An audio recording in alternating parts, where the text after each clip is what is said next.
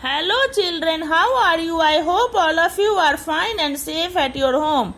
Today I am going to teach class 7 English Literature, chapter 9. The name of the chapter is The Story of an Invitation. In this chapter we have read that two girls named Bertha and Grace were the roommates.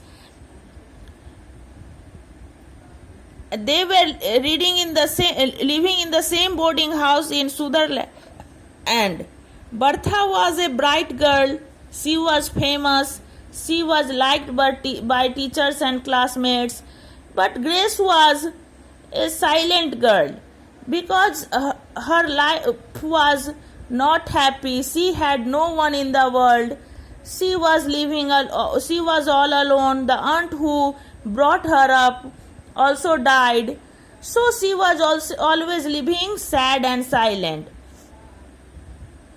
At first, Grace thought that it would be difficult for him to be friend with Bertha because Bertha was a bright girl.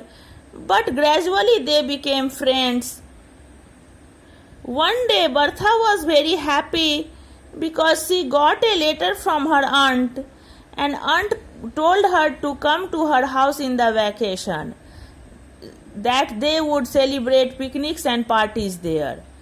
Then Grace told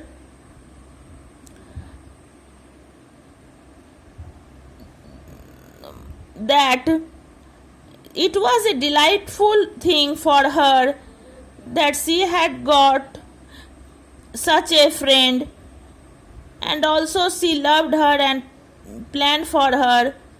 She told it happily. I am sure you will have a pleasant vacation. Then Grace told Bertha that Bertha would have a pleasant vacation. Bertie, as for me, I am going into Clerkman's bookstore until school reopens. I saw Mr. Clerkman today and he agreed to take me.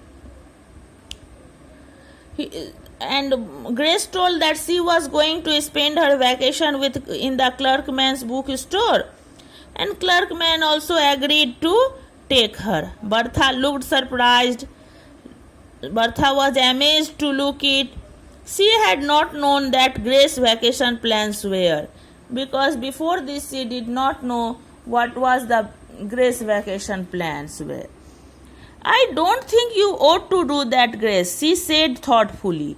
You are not strong and you need a good rest. It will be awfully tiring to work at Clerkman's all summer. Bertha told that it was not good that she would work in the Clerkman's house in the summer vacation, because she was not strong and she needed a rest. Who needed a rest? According to Bertha, Grace. Grace needed a rest because she was not strong.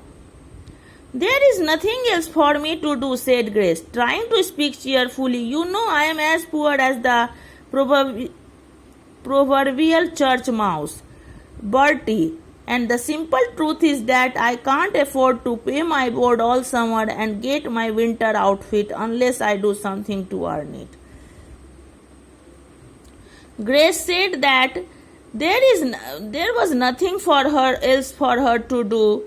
She tried to become happy, and she told that she was as poor as proverbial church mouse. Church mouse is considered as poor.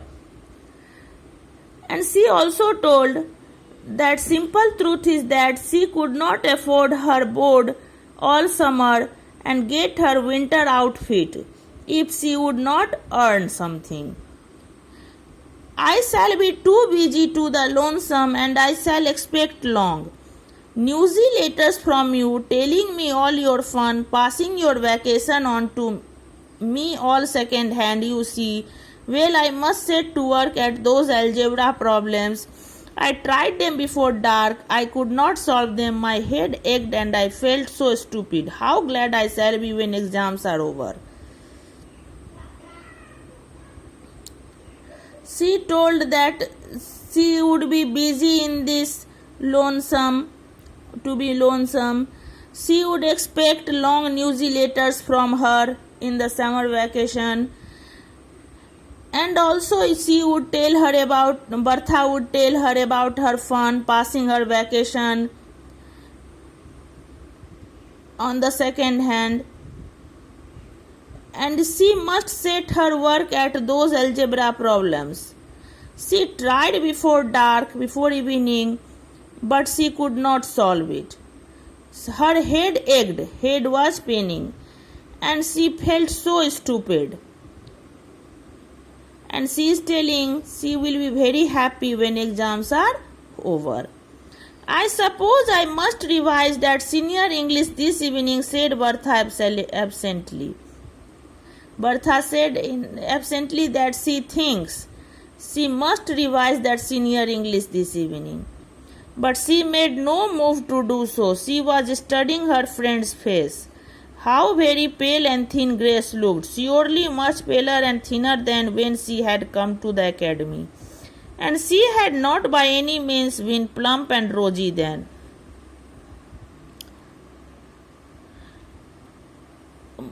Bertha made no move to do so, but she was studying, reading Grace's face. Her friend's face means face of Grace. Name of her friend is Grace. Because it was very pale and thin. Grace was looking very pale and thin. She was looking paler and thinner when she had come to the academy. And she had not by any means been plump and rosy then. And then she did not become plump, healthy and rosy. I believe she could not stand 2 months at Clerkman's, thought Bertha. If I were not going to Aunt Meg's, I would ask her to go home with me, or even if Aunt Meg had room for another guest, I would just write her all about Grace and ask if I could bring her with me. Aunt Meg would understand. She always understands, but she hasn't, so it can't be. Bertha